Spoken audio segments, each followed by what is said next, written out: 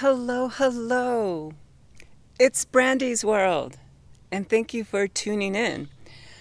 My name is Brandi Beckett.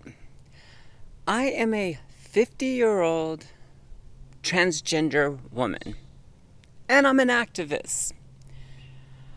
I actively want to help our society understand more clearly transgender people and non-binary or non-cis people. It's 2023, people. In our country, I'm going to be American-centric for this talk and for many of my talks because I live in America. I grew up American, and that's where I want to address this issue right now. I can address the issue of transphobia and hate towards trans community basically anywhere in the world. But I need to focus here too. Here in the United States, we struggle with social movements. We have gone through some major social movements in this country, and it has been struggles for us. And I don't understand why, as a society, we don't get the lessons from the past and apply those to the future. Like, hey, treat people equally, regardless of the color of their skin, of they're in your group or not your group, if they have the same genitalia as you do, if they are the same gender as you or not. It doesn't matter when it comes to human rights. We're all humans, and that's what it comes down to. I'm a human being, I'm an American citizen, and I happen to be a transgender woman. There should be nothing wrong with any of those labels. We're all human. 350 some million of us are American. About 1% of those 350 million are transgender. So I am a 1% of an American, but I am not the elite 1%. I am a 1% that's getting beat up. Our culture, our community, transgender, well, it's not really a culture because we exist among every culture. It's our culture here in the United States trying to grasp with these arbitrary concepts and constructs that we have invented for our society, like binary gender labeling system. That is arbitrary. Not every society, not every culture has a binary gender labeling system as we do. And now there's some of us are pushing back and saying, why do we have a binary labeling system? Because it doesn't fit everyone. Not everyone fits into a binary. I wasn't assigned woman at birth. I wasn't assigned girl at birth. In our society, I was assigned a boy at birth. But guess what? That assignment wasn't how I am on the inside of me, how I am. It's not my identity. But I did not discover it right away. Some people do. Some people are able to discover their gender identity right away, whether you are cis or whether you are not cis, whether you are part of the binary, fit into a box gender system, or you don't. We should have a labeling system that expands out and includes all people. Do you not agree? Or do you enjoy being exclusionary? Should we be exclusionary? Is that a good thing? Because I think not. I don't think exclusionary terms and exclusionary rules are the way that this country was designed and founded and framed. We proudly have a statue out in the harbor of our largest city of New York. It says, "Bring us your humbled masses. Bring us those unfortunate. They are us. We are immigrants. We are a nation of immigration from around this world. And that is a beautiful thing. And when we start making harsh, rigid boundaries of exclusion, how do you do that when we're a people of all people? We're a society of all people. We should embrace that. And we have to look at some of our exclusionary rules. Just because they are hundreds and hundreds of years old as tradition doesn't mean they've been right. There has always been transgender people, whether they fit into your labeling system or not, whether they discovered and expressed that identity or not.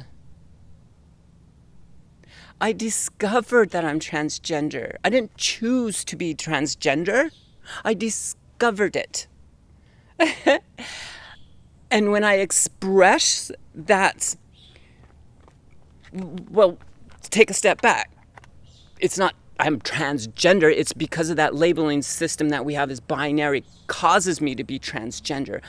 I look at myself inside. I see feminine. I see strong femininity.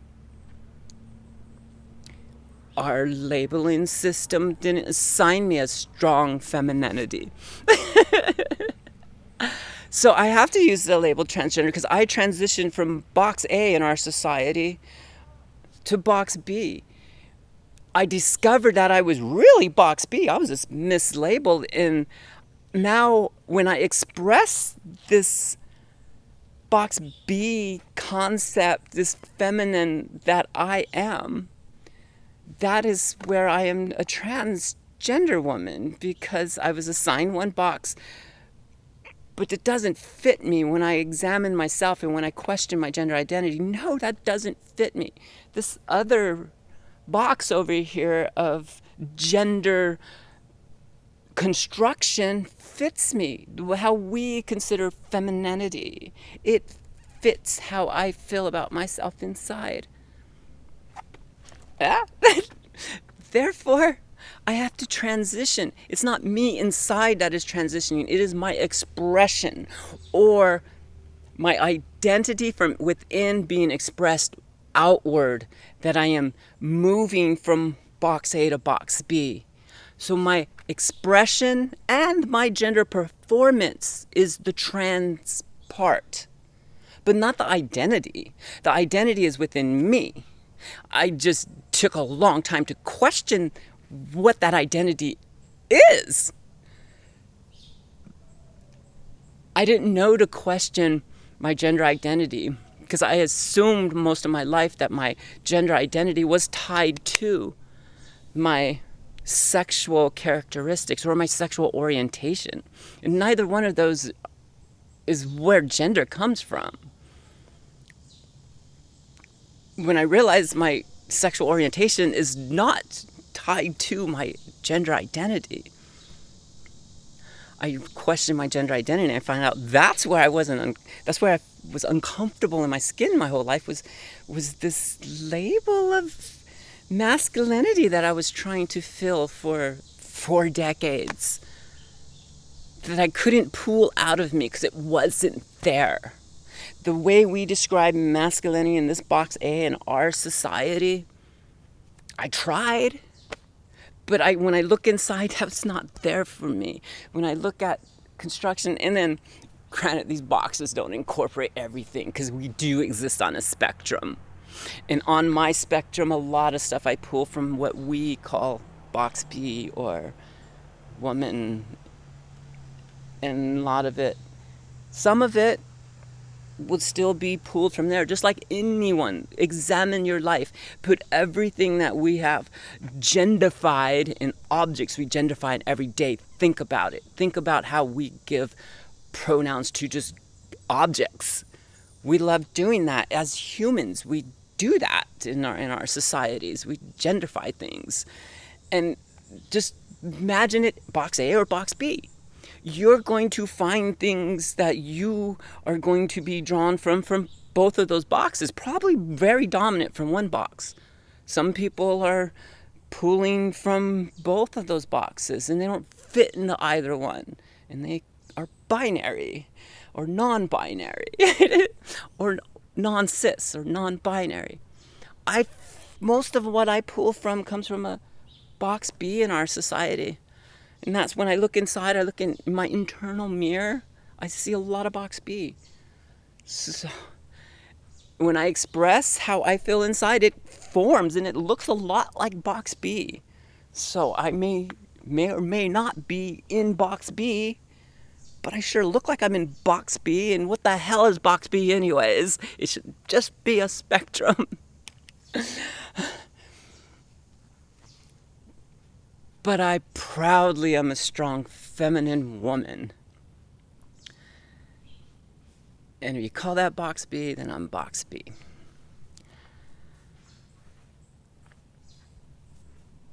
I also have a mission. My mission is to help as much as I can, and maybe I'll make a little dent, but I want to make a large dent and help people fill spots of ignorance within them with love and understanding, instead of this hate that is being spread, especially about the transgender community. There is so much misinformation and hate and just venom being spewed across and poisoning the well of transism, whatever the fuck that means, of being a labeled transgender person. There are people working hard just to poison that well. So it is a bad thing in our society to be in that well or with that label. And that is scary. That is scary for any community in our society. We should fight against that. Anytime you see a minority community being targeted, framed, and then dehumanized and pushed to the side of society with a large barrier at those margins, not letting them back in, everyone should be scared of that behavior by a society, and especially by a government. Transgender people are people, y'all. That's it. We are people. And if you're an American citizen who happens to be trans, guess what? You're still an American citizen. And you should be allotted all of the luxuries and privileges and rights that other Americans are granted and have access to. And here in America, the basic thing to be human is to stay alive. So you need health care. We consider that a luxury. So that's why I'm including that we should have all the luxuries, like health care, as anyone else. I want to bring my message to those who want to hear it and those who are available to hear it, and to everyone who needs to hear it. Because transgender people are people, and we need to be treated that way. We need to be treated with equality and normality. That is my mission. Transgender people, and especially American transgender people, should have all of the rights as all other American citizens. That includes in the workforce. We need an educated workforce because we need to incorporate and embrace members of transgender community within the larger fold of our community. And that includes our workforce. And workforce places need proper training on how to work with individuals who happen to be trans and not to be discriminated against. So courses for non-discrimination are necessary. lectures of education and simply talking with people and acknowledging that trans people are people and they are just like you. That is important. And I will not rest until these two things are accomplished: normality and equality. And that's all I'm going to ask for. Thank you.